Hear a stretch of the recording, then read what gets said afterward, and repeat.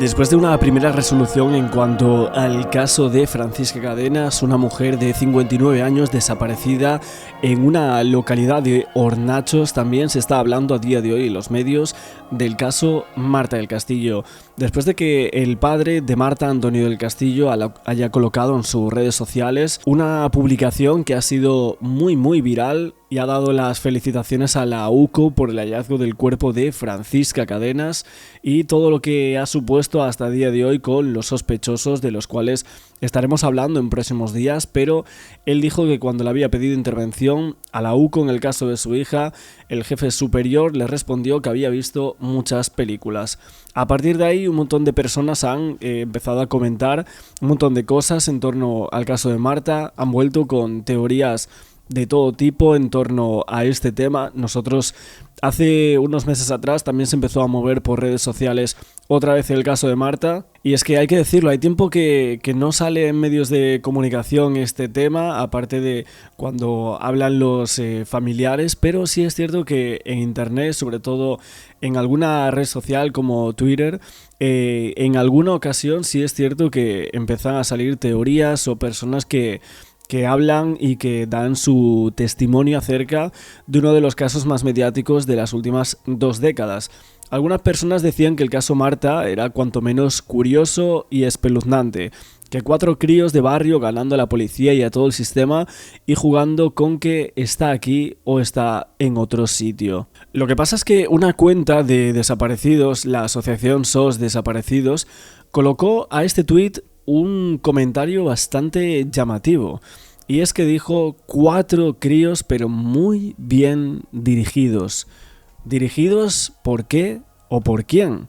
Porque en este caso hay todo tipo de teorías, como por ejemplo de que a Marta del Castillo la pudieron llegar a incinerar después de terminar con ella donde trabajaba el hermano de Carcaño y que por eso no ha aparecido, y por eso todo se basa en negar dónde está el cuerpo, llevándolos de un sitio a otro.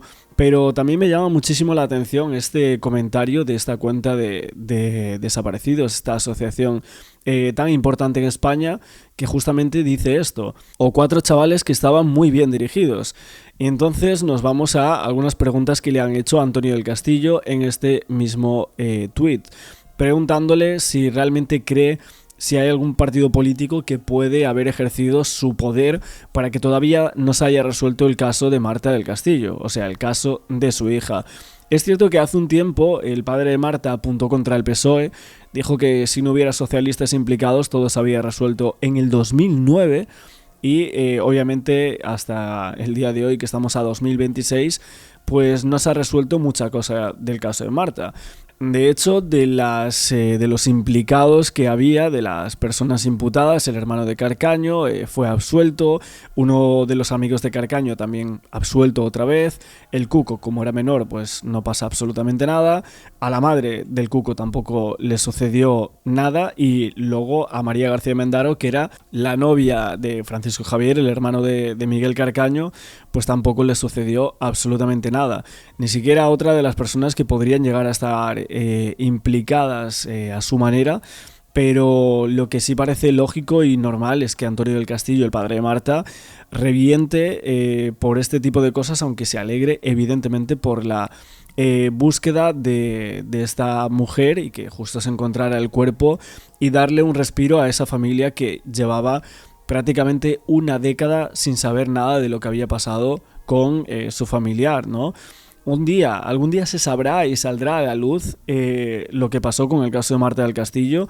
Alguna gente cree que sí, que había ciertos personajes implicados por detrás, que cada vez que se halla un cuerpo, a pesar de ser una mala noticia, es un suspiro de alivio para cualquier familia, pero cada vez también que aparece en España es como es imposible no acordarse de la familia de Marta del Castillo. Pero recordando, en el año 2018 se produjo algo muy extraño en el PSOE de La Rioja, que expulsó a una concejal que había culpado a Marta del Castillo de su muerte, entre comillas, diciendo cosas como: si no hubiera ido a casa de su exnovio sola y en condiciones no muy buenas, seguiría viva.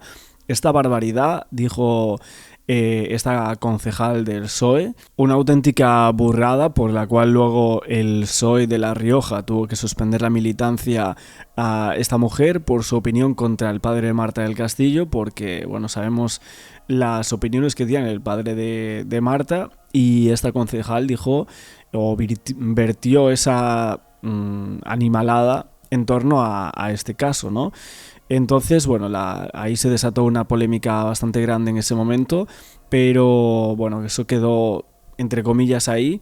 Lo cierto es que OK Diario, un partido político en España bastante cercano a la derecha, sí es cierto también que sacó varios artículos y una entrevista al padre de Marta donde iba centrado un poco en el tema del PSOE, ¿no? Todas las teorías por este lado de la familia venían dadas por la figura de Ángela Mendaro, en este caso la madre de María García Mendaro, que era prácticamente una mujer desconocida pese a lo mediático que fue siempre el caso de Marta.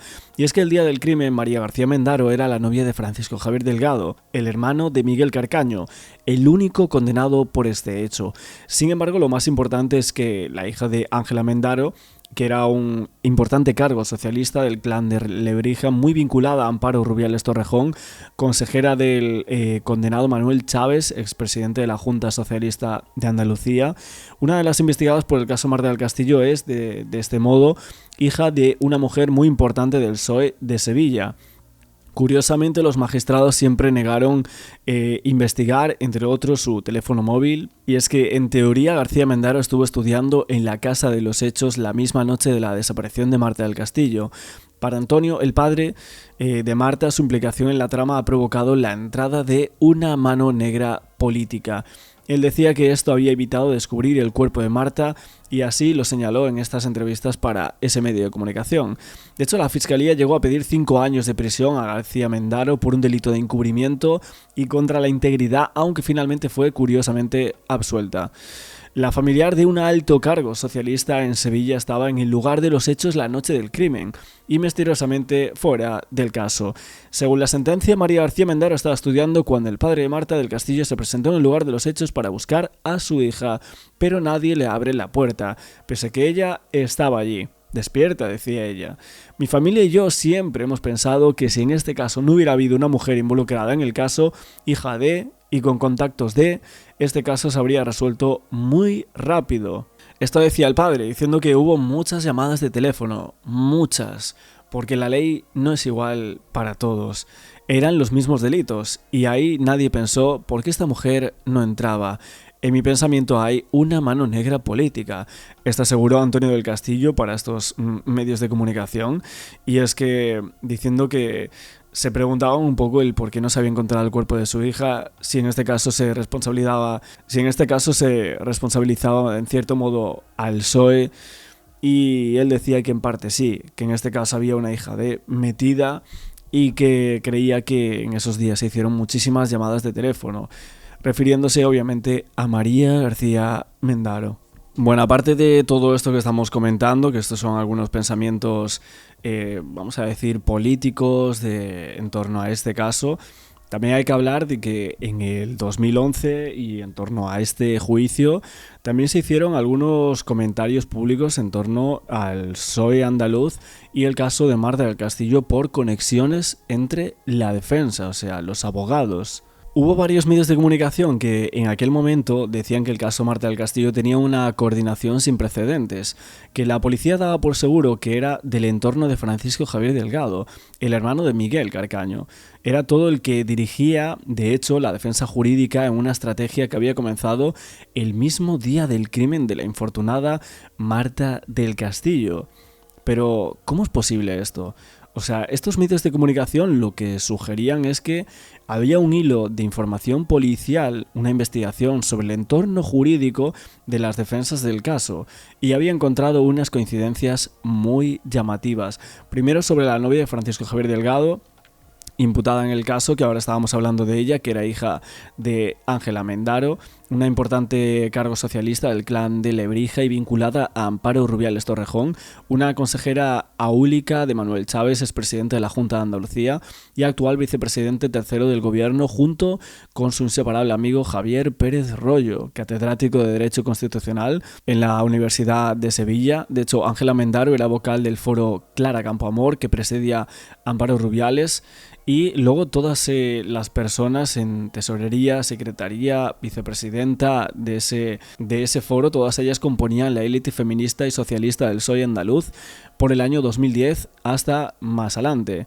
También Carmen Hermosín es la esposa de Luis Yáñez y es consejera de la Junta. Carmen Calleja había ocupado numerosos cargos en la Junta de Andalucía y el Gobierno de España y actualmente presidía el Consejo Social de la Universidad Pablo de Olavide. Hablamos también de Susana Díaz, que era la mano derecha de Griñán en el PSOE andaluz en aquel momento. Isabel Pozuelo estuvo en la foto de la tortilla. Y claro, en la defensa de los imputados había curiosas coincidencias también. La defensa de García Mendaro la desempeñaba José Antonio Salazar Murillo, que había estado vinculado al primer marido de Amparo Rubiales Torrejón, Manuel Ramón Alarcón Caracuel. La defensa de su novio y hermano de Miguel Carcaño, Francisco Javier Delgado, la desarrollaba Juan Manuel Carrión Durán, que tenía un bufete con otro abogado. Carrión era profesor asociado en la cátedra que dirigía Javier Pérez Royo con su cuñado, y el socio de su bufete, Carrión Durán, era Antonio Jiménez Almagro, que curiosamente fue el primer abogado de Miguel Carcaño y que renunció a su defensa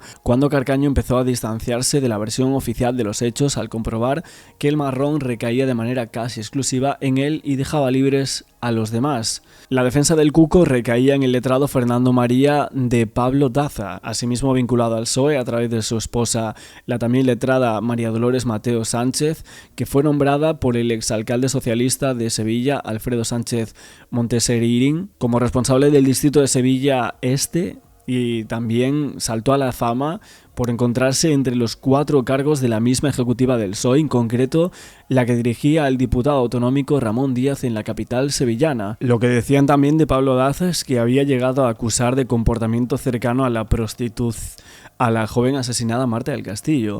Esto provocó en su momento una indignación total por parte de los padres de Marta. Y esta persona pues había llegado a decir estas cosas. No sé si por algunas fotos que habían salido de ella y demás, pero Marta tenía 17 años en aquel momento. En cuanto al hermano de Miguel Carcaño, Javier Delgado, del cual se lleva hablando tantísimo tiempo, ahora mismo con estos artículos, claro, la gente se pregunta, ¿realmente tuvo una ayuda desde arriba para cerrar toda esta investigación y que él supiese de antemano que iba a ser absuelto, que tenía que hacer lo que le decían? Porque claro, nos vamos a un detalle, una declaración de un amigo del hermano de Miguel Carcaño. Un amigo de Javier Delgado confirmó que le había comentado días después de la desaparición de Marta del Castillo que algo muy gordo se le venía encima. Una precisión que, según este testigo, no le explicó su amigo, que había cerrado la conversación con un "ya te enterarás". Justo se tomaban las palabras a nuevos testigos en la 9ª sesión por el crimen de Marta del Castillo.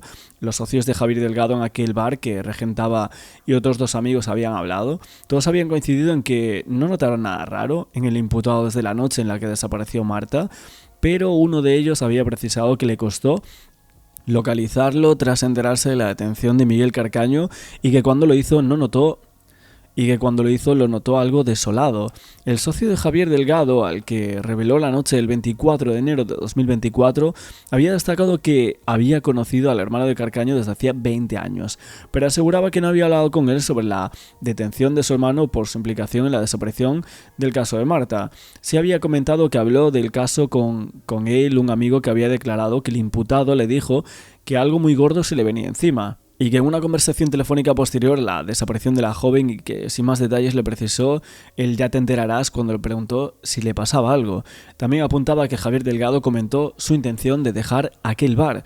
De hecho, los socios de Francisco Javier habían detallado que este llegó a trabajar sobre las 12 de la noche y que el horario de cierre era en torno a las 3 de la madrugada. Asimismo, la madrugada del 25 de enero de 2009 no se sirvieron copas desde la 1:30 a las 3 horas de la noche, según quedó demostrado en la sala con la verificación de los tickets de consumiciones de aquel día.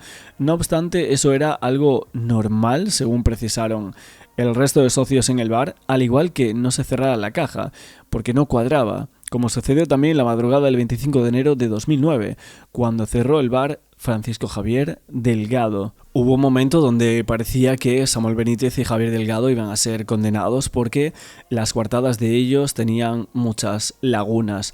Los testigos que estuvieron en Montequinto con el amigo íntimo del asesino confeso Miguel Carcaño, en este caso Samuel Benítez, decían que había más de una hora entre las 9:15 y las 10:30 en la que él no estaba localizado. Ni siquiera le daba coartada para esa franja horaria a su entonces pareja. En el caso del hermano de Miguel Carcaño, eran dos los aspectos que cuestionaban sus movimientos la madrugada del 25 de enero de 2009. Ese día no se realizaron consumiciones entre la 1:30 y las 3 de la madrugada en aquel bar y la caja del establecimiento no se cerró. En cuanto a los testigos que estuvieron con Samuel la noche del 24 de enero, coincidieron en que lo conocieron el día anterior en el centro de Sevilla. Algunos también vieron ese día al Cuco y que fue invitado al cumpleaños del sábado porque estaba saliendo con Estefanía, aunque esa joven negó que fuese su novia. Según este testigo, una vez que se había acabado la fiesta de cumpleaños sobre las 7:30, se fueron a una zona de cines y al Parque de los Pinos, donde estuvieron hasta las 9:15. En la policía declaró que fue a las 9, ese momento en el cual dejó a Samuel en la hamburguesería Uranga mientras ella se marchaba a su casa a cenar y a cambiarse de ropa. Frente a este testimonio, hasta 4 testigos sostuvieron que en realidad Samuel no llegó a la hamburguesería hasta las 10:30, con lo que este se quedaba sin coartada como mínimo durante más de 1 hora y media. Si bien el resto de testigos le pierden la pista durante 3 horas. Desde las 7:30 hasta que coincide en el local para cenar y tienen que invitarle porque no tenía dinero. Su expareja asegura que le vio coger el autobús a Sevilla sobre las 2 o 2:30. Hay unas lagunas en la coartada de Samuel Benítez que están corroboradas además por el registro de llamadas que acredita que su teléfono móvil no estaba posicionado y no realizaba ni recibía llamadas entre las 9:24 y las 11:34, algo que volvería a ocurrir de madrugada, entre la 1:13 y las 3:35, cuando el joven se quedaba igualmente sin coartada, porque nadie lo ve desde que abandona Montequinto hasta que se une a la búsqueda de Marta en Triana a las 4 de la mañana. A los testigos que corroboran que desde las 10:30 Samuel Benítez estuvo con ellos hasta la 1:15 o 1:30, primero en la hamburguesería y luego en el pub Sri Lanka, les llamó precisamente la atención que su móvil no paraba de sonar y que salió hasta 5 veces del pub para contestar aquellas llamadas.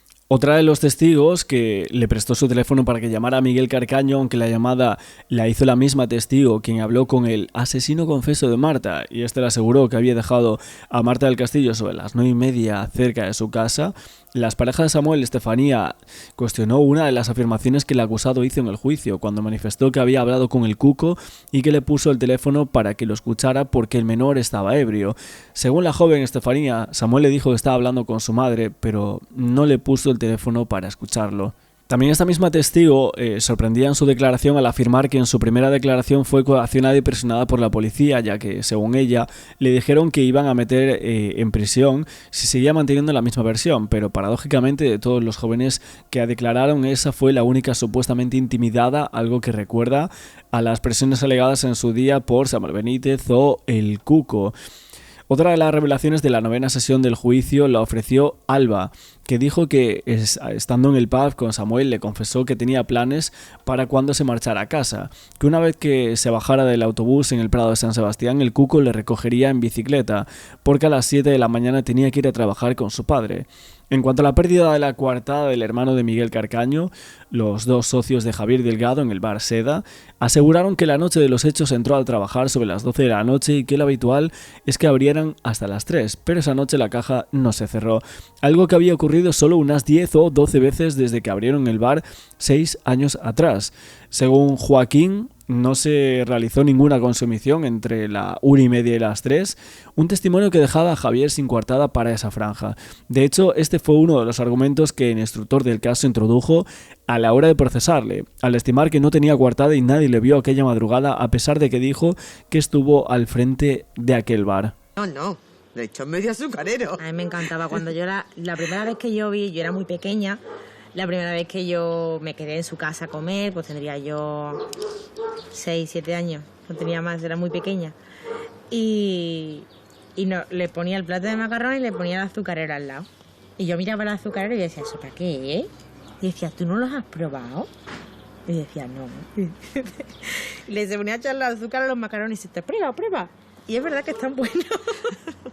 Pero yo siempre digo eso de que era especial hasta para comer. Había videntes de estas que llamaban y sí, porque Marta habla conmigo, es cierto.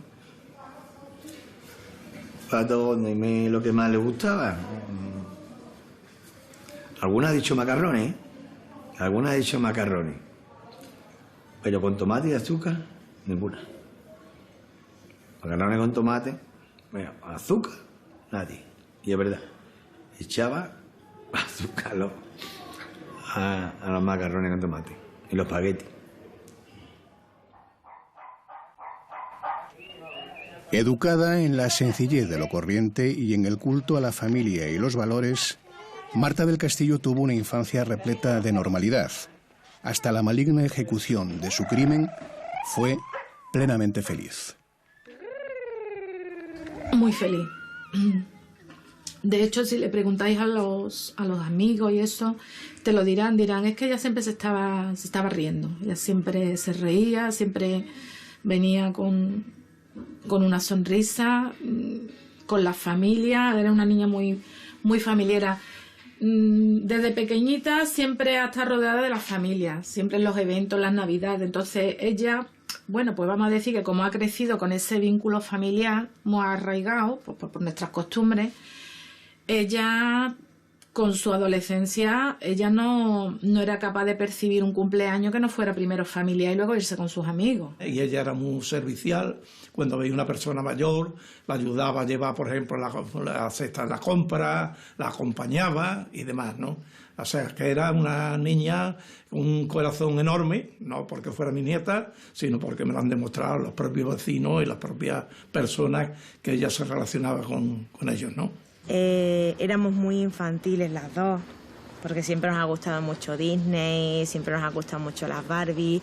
No éramos niñas de salir los fines de semana, sino nuestro plan perfecto era comprarnos una bolsa de chuches, sentarnos en el salón y ponernos a ver películas de Disney.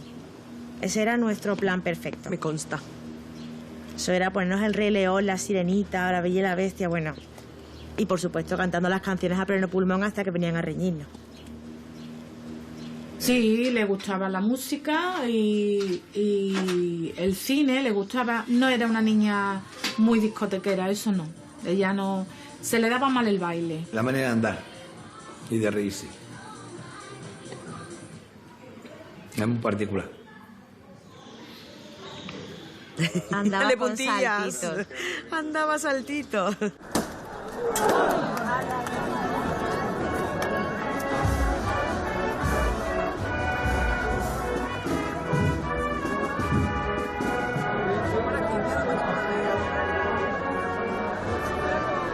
Por ella fuerte y al cielo.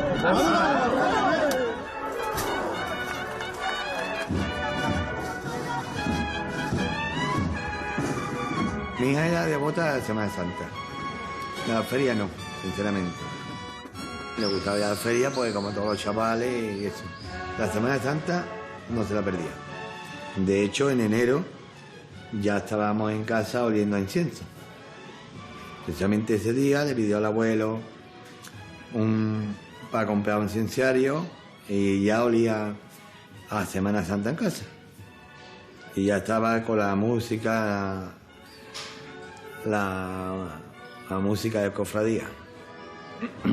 Date cuenta que aquí en Sevilla concretamente, que se le dedique una marcha procesional a algo, es algo muy importante y muy serio, que lleva esa esperanza y ese apoyo a que esto no vuelva a pasar y que la familia tenga un recuerdo siempre en la música de una Semana Santa, pues que vincula mucho a Marta. El primer recuerdo de Flora fue el último día, que la vi, aquí abajo, que vino a pedirme que le dieron dinero para comprar estos hornillos que hay que se le echa el incienso, ¿no?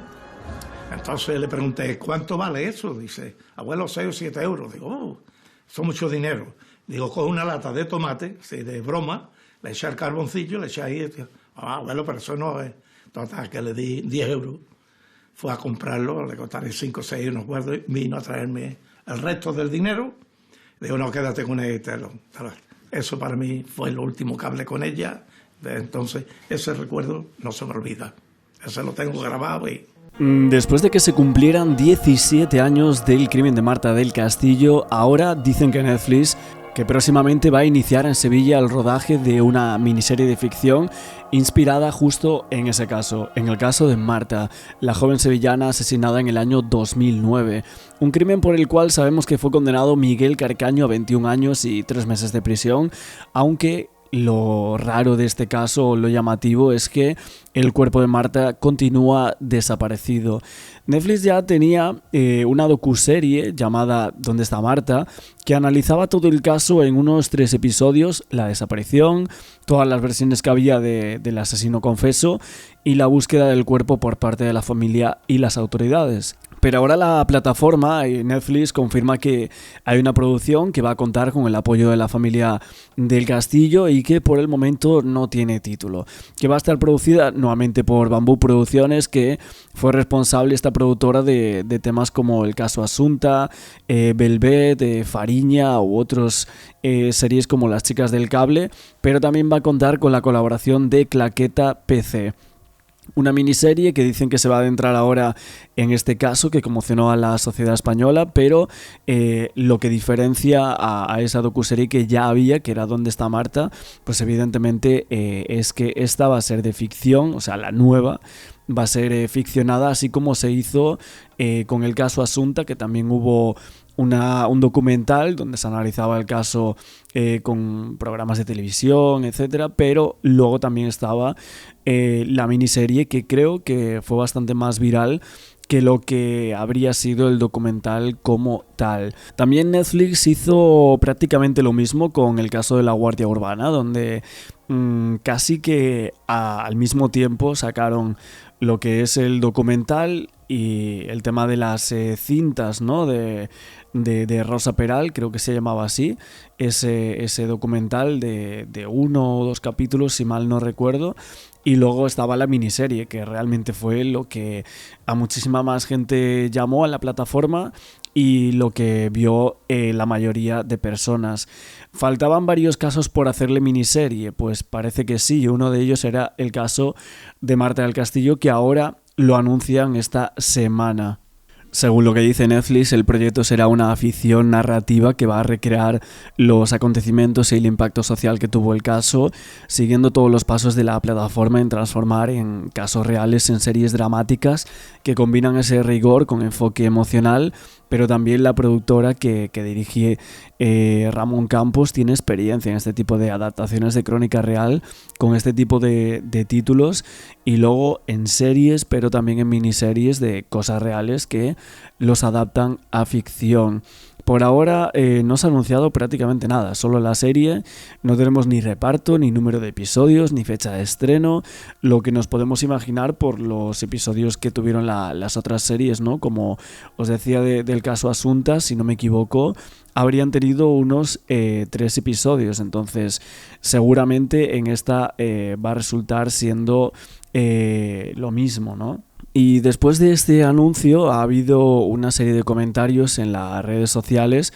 Por ejemplo, una persona que comentó una cosa después de este anuncio que fue tremenda, tuvo muchísima repercusión, diciendo que cuando ocurrió el tema de Marta del Castillo, él le preguntó a una persona que era policía y que trabajaba en Sevilla en un cargo medio, que cómo era posible que una pandilla de ninis toreara a investigadores de la policía en torno al caso de Marta.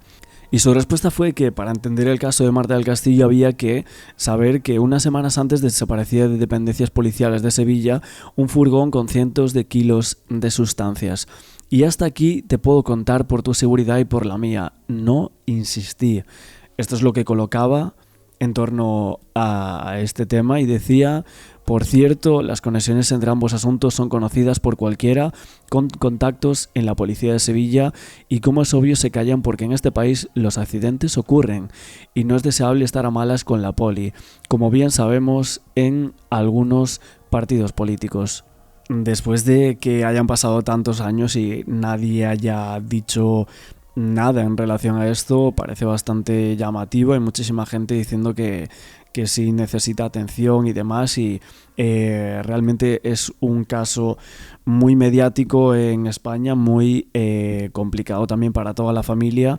Y otras personas y periodistas que comentaron este tuit dijo que no se entendía nada, que sonaba a todo un escándalo. Y estos chavales es cierto que en algún momento pudieron haber cantado, ¿no? En el momento de la desaparición y luego cuando no se encuentra el cuerpo en ninguno de los instantes. También a muchos se les quedó grabado que esta gente, después de lo que pasó, hablaban del tema veladamente por Twenty, esa red social que luego desaparece, y estos chavales que hacían esto, la policía no sabía o no podía sacarles información, pues eso llamaba mucho la atención en aquel instante. Buscando un poco entre la hemeroteca del caso de Marta del Castillo, nos podemos encontrar que el 17 del 3 de 2009 hay una noticia que sí habla del tema de esta sustancia y estos kilos desaparecidos de la propia comisaría de Sevilla. Es muy llamativo porque no sabemos si la persona que coloca esto dice la verdad o no, pero evidentemente nosotros hemos estado buscando un poquito la hemeroteca para ver si hay algo que pudiese llevarnos hasta tal extremo. Básicamente hay un medio de comunicación que colocó el titular de "Nuevo fiasco para la policía en Sevilla, 2 meses perdidos en el caso Marta". Decía: la Policía Nacional de Sevilla se ha llevado un duro revés tras la última confesión del asesino de Marta, Miguel Carcaño, lo que les ha hecho perder 2 meses de investigación. Un fracaso unido al extravío de un importante alijo de Koch en la jefatura de Sevilla pusieron en entredicho la actuación policial. Decían que eran una de las últimas revelaciones del caso de Marta del Castillo, que no dejaban perplejos a nadie. Se había estado durante más de un mes inspeccionando un río Guadalquivir con medios abundantes aunque tardíos, y ahora resultaba que el principal sospechoso del crimen de Marta decía que no fue al río donde la tiraron, sino a un contenedor de basura que había cerca de donde se cometió el crimen. Precisamente esto era lo que el padre de Marta dijo no hace tanto, cuando afirmaba que los sospechosos del hecho y sus cómplices habían intentado acordar despistar a la policía para impedir que se encontrara el cuerpo de la joven, sin el cual no podía haber acusación. Hábil estrategia para jóvenes sin formación jurídica ni cultural, que ponía en entredicho nuevamente el trabajo de la policía en Andalucía, recordándose que aún no se había encontrado ni los 100 kilos desaparecidos de la propia comisaría de Sevilla ni a sus autores. Y 2 meses después se había sabido que el autor confeso del crimen de Marta del Castillo Casanueva, Carcaño, confesaba al juez que no tiró el cuerpo de la menor al río sino a un contenedor, con lo que los implicados en el caso se habrían puesto de acuerdo en sus declaraciones iniciales, en las que manifestaban que habían lanzado el cuerpo al Guadalquivir desde el viejo puente Sevilla-Camas, según publicaban en esas declaraciones. Una confesión que se produjo después de que fuera citado por el juzgado de instrucción número 4 para llegar a cabo nuevas diligencias, por lo que la reunión operativa prevista por el delegado del gobierno y los responsables de la búsqueda en el río quedaba anulada. Así que sí, se decía que un grupo de jóvenes había engañado totalmente a la Policía Nacional de Sevilla, que no había conseguido tener la verdad sobre el caso de Marta, haciendo un ridículo que pasaría a la historia. Un ridículo que se sumaba al que perduraba desde julio de 2008. Un julio, momento en el cual la Unidad de Asuntos Internos de la Policía Nacional comenzaba a investigar la desaparición de 100 kilos de sustancias que permanecían en depósito en los calabozos de la Jefatura Superior de la Policía de Sevilla. Un alijo formado por Koch, Herón, que podría alcanzar los 5 millones de euros en el mercado negro. Todo esto según lo que señalaba en el sindicato, sustancias que estaban custodiadas por miembros de la Unidad contra Sustancias y Crimen Organizado de la Policía Nacional, que fueron en quienes se centraron las investigaciones, y que las dependencias donde se encontraba la sustancia se utilizaba casi exclusivamente por esa unidad, y la cerradura no estaba forzada, por lo que se tuvo que abrir con una de las 3 llaves existentes o con algún duplicado. Decían también en aquel momento que el secretario general del sindicato Sindicato Unificado de Policía, explicaba que la sustancia fue extraída poco a poco, o sea que era sustituida por sustancias de color similar para que no se notase, y al final fue un juzgado el que descubrió aquel robo. Y es que eran varios medios de comunicación los que hablaban de narcos en Sevilla, de la policía, si estaba compinchada con estos narcos, 100 kilos, millones y millones de euros que aquí se estaba jugando. Y entre medio de todo esto, justo pasando lo del caso de Marta del Castillo, primero la desaparición, luego las confesiones de Carcaño, y vemos que esto fue agosto de 2008 y hay que recordar que el crimen de Marta es en enero de 2009, o sea, unos meses después de que se produzca la desaparición de ese alijo de coke y heroína. También hay que decir que tras numerosos cambios de declaración que estaban volviendo loca a la policía de Sevilla, Miguel Carcaño relataba por última vez en aquel momento que habían llegado a León 13 sobre las 8:20 y que Marta del Castillo se fue directa a la habitación. Que el teléfono sonó, pero ella no lo cogió porque era una amiga que le llamaba cobro revertido. Su hermano dijo que estaba en casa, pero que se fue al poco tiempo, y cuando se marchó fueron al salón y que él tomó más de un cubata. Que a los 10 minutos llegó el Cuco, que estaba muy borracho y que traía 5 o 6 pastillas de colores con un puñado dibujado, y que empezaron a tomarlas y que luego se fumaron unos 6 u 8 cigarrillos de Mari. Estábamos los tres sentados en el sofá, dijo, intenté enrollarme con Marta, ella quitó la cara y yo me levanté mosqueado. Marta vino detrás de mí pidiéndome que no me enfadase porque nuestra relación ya había terminado, y entonces le pegué un puñetazo y empezó a sangrar. Cuco ahí también la golpeó. A continuación, y también según lo que declara el propio Miguel Carcaño, los dos amigos llevan a Marta a la habitación. Es un relato estremecedor y obviamente se omiten algunos detalles de esta confesión por respeto a la familia de Marta, pero básicamente aseguran que se produce una presunta y dice que sacan a Marta de la casa, que la tiran al contenedor, que Cuco tira la navaja en una alcantarilla que estaba al lado del portal y el cable en una papelera, y después se marcha en bicicleta. Que dice que entra en casa con la silla, que se encuentra con un vecino que iba solo, que no vio sangre en el salón, que tampoco en el dormitorio, que limpió el suelo de la habitación porque vio que estaba sucio, y que cuando terminó se fue a camas, a donde llegó sobre las 10:50. En el cuarto discutiendo. ¿En su cuarto? Sí, estábamos entre el salón, como le he dicho, y el cuarto, y nos acaloramos, por decirlo así, discutiendo, y en uno de los momentos pues había un cenicero encima de la mesa del ordenador, lo cogí y le di un golpe. ¿Dónde se encuentra el cuerpo de Marta del Castillo? No lo sé.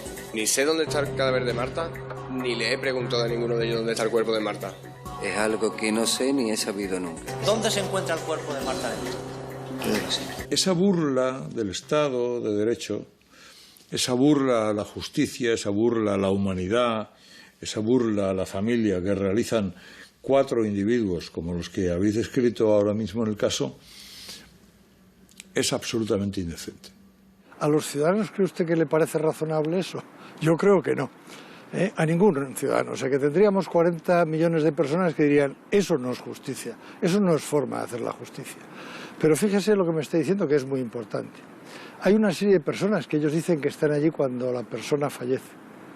Ninguno dice lo mismo. Y sin embargo se juzga como si unos fueran culpables y otros no. Yo no lo entiendo. La cosa aquí es que después de esta declaración decían que se estaba trabajando bastante en el caso y que la policía manifestaba que daba más verosimilitud a la primera declaración que a la segunda, aunque creía que en algunos puntos esta también se acercaba en algunos aspectos, como os digo, a la verdad real de lo que sucedió ese día. Luego también hubo otro ex policía que creía que esos giros ponían dificultades para la investigación, que le restaba valor a su juicio a la realidad de si realmente iban drogados o no estas personas, y si en realidad había otra persona que era la cabeza pensante, que presuntamente pensaban que era el hermano de Miguel Carcaño, que dice que llama por teléfono durante la búsqueda de la joven, según pudo saber la policía en aquel momento, para decirle que no dijese nada, que no hablase, que no tenían absolutamente nada contra él. que básicamente lo que apuntaban y lo que aún a día de hoy se sigue pensando es que había una organización que desde fuera iba manipulando pruebas o añadiéndolas, como era el caso de la navaja aparecida en esa alcantarilla, y que por otro lado el tema de las sustancias, había algunos psiquiatras y expertos que mostraban dudas sobre la veracidad de esas cantidades alegadas en la declaración. O sea, 6 pastillas, una cada 5 minutos, era algo bastante extraño. Entonces había partes de la declaración que muchos no creían. A nosotros nos da vida, nos llena, yo la quiero mucho, muy cariñosa, y bueno, lo que haga falta para ella. Yo cuando llego a casa, y además es tan cariñosa que sale corriendo a abrazarme y... como todos los abuelos, se nos cae la baba. El pelo y eso es igual que como tenía Marta también, de pequeña.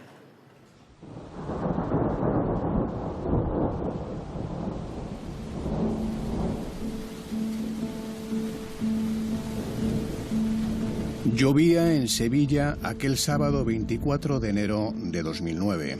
Ese día, Marta del Castillo no regresa a casa por la noche. Su padre se había cruzado con ella por la tarde en el Portal, cuando la recogía Miguel Carcaño, con el que Marta había mantenido tiempo atrás una relación breve que el entorno define como primer noviazgo. Ella le conoce primero por un amigo del cole, un compañero del colegio. La sobrina de Carcaño estaba en el colegio nuestro, en el San Juan Bosco, y él iba a recogerla.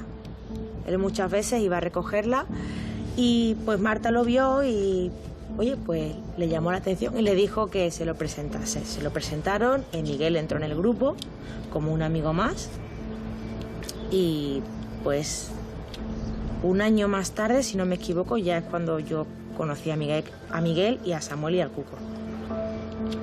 Para aquella época, que éramos niñas, pues sí, lo llamas novio, por así decirlo, pero... Noviete. Un noviete. Pero no era una relación estable o seria, algo... Duraron un mes y algo, no duraron más. Y era como muy... El primer novio, por así decirlo, era algo como más especial, pero... Ella tenía 15 años, él 17, y duró un mes y medio. Es decir, que yo eso no le puedo llamar tampoco una relación fuerte, duradera. Ella se dio cuenta en ese tiempo que él era muy celoso, era muy posesivo, y ella no estaba por la labor esa. Y en feria yo me fui a casa de Marta y pues abrí la puerta, y tal como abrí la puerta me metió detrás de la puerta y me dio un beso. Yo inmediatamente lo aparté y le dije: Marta, ¿este tío de qué va? Dice que no, que tú le has gustado desde que te vio, no sé qué, no sé cuánto, ¿por qué no lo intentas? Y yo tenía 16 años. Y el tipo malote, el chulo del grupo, pues te llama la atención, lógicamente. A día de hoy creo que no me arrepiento de otra cosa que sea más de eso. Él, la verdad es que intentó picotear todas las chiquillas de la pandilla, ¿no? Y con quien quizás tuviera mucho más tiempo fue con la niña que vivía en la misma urbanización que él, pero que esa creía que tenía 12 años. Sí. Recuerdo aquella tarde, recuerdo el último momento en que la vi, entrando yo en el Portal, que venía de compras, y bueno, eso lo tengo como una foto fija. Y bueno, y hora por hora, toda la noche. Estaba con Miguel Carcaño hablando, y con una moto al lado, y solamente le dije: no irás a ir en moto, sabes que no me gusta, no me gusta por los peligros que lleva el tráfico y una moto tan pequeña y eso, ¿no? Y solamente le dije eso y subí, como un día más. No podía pensar ni por un momento que fuera el último momento que la viera. La hora de llegada era a las 10:30, 10:30, 11 menos cuarto, no más. Pero empezamos a echarla de menos a las 8 de la tarde, porque ella tenía su teléfono móvil, no se despegaba de él, y ella daba toques. Llamé inmediatamente a Eva, fue la que me confirmó que la hora que era, que no había llegado. Ya la verdad es que me pareció muy extraño porque no estaba acostumbrada a llegar más tarde de las 10:30 y además siempre estaba comunicada con su madre. Si yo me parece que la llamaba cada media hora. Era muy extraño. Susana, la madre de Alejandra, habla por teléfono con el hermanastro de Carcaño, quien amablemente le da una primera versión. Pero cuando en compañía de otro padre acude al piso de León 13, domicilio de la familia Carcaño donde están los hermanastros y en el que fue asesinada Marta del Castillo, ahí hay algo que no cuadra. Miguel, ¿dónde has dejado a Marta? Y me dijo, no, en la cristalería, a las 9:30. Y entonces interrumpió el hermano y dijo, sí, yo lo he visto entrar, él ha dejado, Marta se ha quedado en la puerta, él ha entrado, ha recogido unos CD y se han vuelto a ir. Digo, pero si me acabas de decir hace un rato por teléfono que hacía mucho tiempo que no veías a tu hermano y que encima no conocías a Marta. Entonces le dije al padre del otro chico, le dije, vámonos, que aquí hay algo raro. Este hombre ha cometido el asesinato según la ley, según se ha visto, pero este hombre era un niño amedrentado, asustado, un niño que le daba vergüenza levantar la cabeza para decir buenos días. Pero por el hermano. Por el hermano no, porque estaba criado así porque era un niño que la había criado una mujer inválida y había volcado toda su mala leche en ese crío, ¿no? Porque la madre era conflictiva, de toda la vida. La madre era conflictiva en cuanto a sus obligaciones con la comunidad, en cuanto a saltarse a violar las leyes, en cuanto a todo. Y el niño, cuando se vio solo... ¿Usted vio alguna vez, le preguntaba a Márquez, vio alguna vez aquí entrar a Marta y a la... Sí, la he visto sentada en el pasillo esperando y me ha dicho, oye, ¿qué hacéis ahí? Tenía 4 chiquillas, ¿no? ¿Qué hacéis ahí hasta ahora? ¿Estamos esperando a Miguel? En principio aparentemente era un chaval muy normal, muy tímido, no te miraba de frente, pero bueno, le puedes achacar a la timidez que podía tener, ¿no? Muy callado, muy reservado. Miguel Carcaño es un hombre muy simple, un hombre vegetativo, que lo que busca es su vida personal, su placer y punto final. Es un sujeto básico, primitivo, guapito, un chico guapito, que gustaba a las mujeres jóvenes. Pero nada más, no se puede decir hoy de Miguel Carcaño que es un sujeto que presenta una personalidad compleja, ni siquiera digna de estudio, simplemente mentiroso y oportunista. Esos son los dos epítetos. Las horas pasan, pero Marta del Castillo no aparece. La familia lo denuncia y la policía no acude hasta el día siguiente, domingo por la tarde. Asume la investigación el grupo de menores Grume. Como las horas, los días se consumen y no hay rastro de ella. Testigos de León 13 advirtieron movimiento en los alrededores del piso La Noche de Autos, un bajo ahora precintado tras un intento de asalto de ocupas. La policía de Sevilla, que ha declinado hacer declaraciones, da valor al testimonio de una vecina de la casa de Marta que, confundida, dice haberla visto entrar. El 13 de febrero de 2009 detienen a Miguel Carcaño y 4 personas más. Samuel Benítez Pérez, Francisco Javier García Marín, alias El Cucu y menor de edad, Francisco Javier Delgado Moreno, hermanastro de Carcaño por parte de madre, y la novia de este, María García Mendaro. Al día siguiente, Miguel Carcaño confiesa el asesinato de Marta.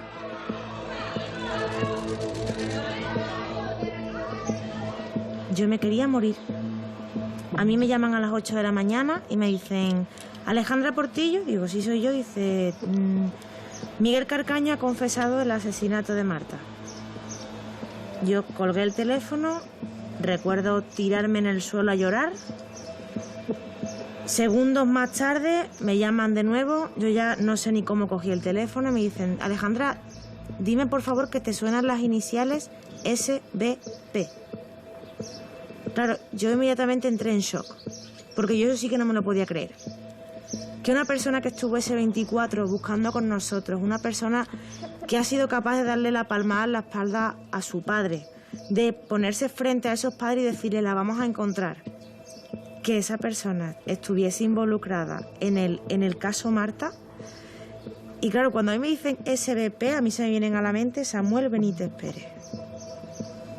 Entonces, bueno, a mí me dicen que se hace cargo el GRUME, la Brigada de Menores. Claro, mi hija está desaparecida, el menor era lo lógico. Pero cuando ya Miguel Calcaño confiesa de que la ha asesinado, lo lógico hubiera sido que lo hubiera cogido la Brigada de Homicidio. Yo también incluso llegué a pedirle a la Policía Nacional que se hiciera cargo en la Guardia Civil del tema, incluso la UCO. Y bueno, me decían que yo había visto muchas películas. El de menor está acostumbrado a trabajar con menores, no con adultos. ¿Quién tiene que intervenir? Me imagino que se han estado riendo, supongo, de la policía, de la familia, de los fiscales, del juez y seguramente hasta de su letrado. Pero tengan ustedes en cuenta que los detenidos, los inculpados, los que procesan, pueden mentir, que están en su derecho, que uno de los derechos que tiene es el mentir.